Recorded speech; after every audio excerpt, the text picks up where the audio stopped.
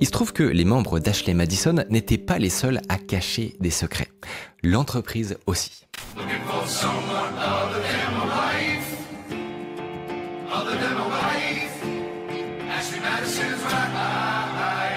Je sais pas si vous vous souvenez, mais Noel Biderman affirmait que l'appli attirait des millions de femmes infidèles.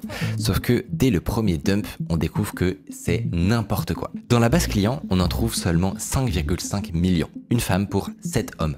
Autrement dit, quelques îles désertes au milieu d'un océan. Mais du coup, on peut se demander comment ça se fait que pendant tout ce temps, l'appli ait aussi bien marché. Et ben en fait, ils trichaient comme des malades. Et le deuxième leak va révéler l'étendue de leur fourberie. Dans le dump, on trouve d'abord 200 000 mails du PDG étalés sur 3 ans et demi. C'est une mine d'informations avec potentiellement tous ces petits secrets. Et quand on épluche les conversations, le premier truc qui interpelle, c'est que tout le monde semble référer à un concept étrange qui s'appelle les anges.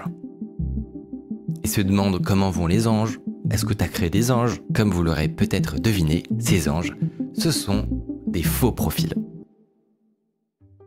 Il se trouve que l'entreprise mobilisait une armée de prestataires et de salariés pour fabriquer des fausses femmes.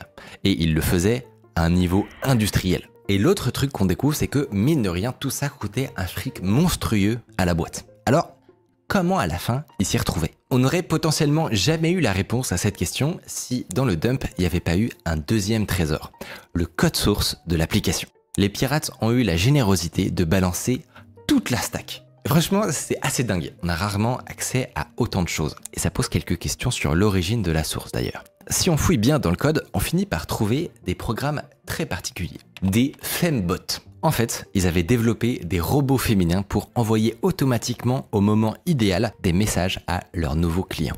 Et c'est pas un petit truc. 20 millions de personnes, soit 2/3 des hommes qui en ont reçu. Si on résume, c'est des gens qui payaient pour tisser des liens avec des vraies femmes, alors qu'en réalité, tout ce qu'ils avaient, c'était un data center. C'était une arnaque monumentale. Mais c'est peut-être pas encore là le pire, parce que jusque-là, tout le monde pensait que la cible d'Ashley Madison, c'était des hommes mariés en quête d'aventure.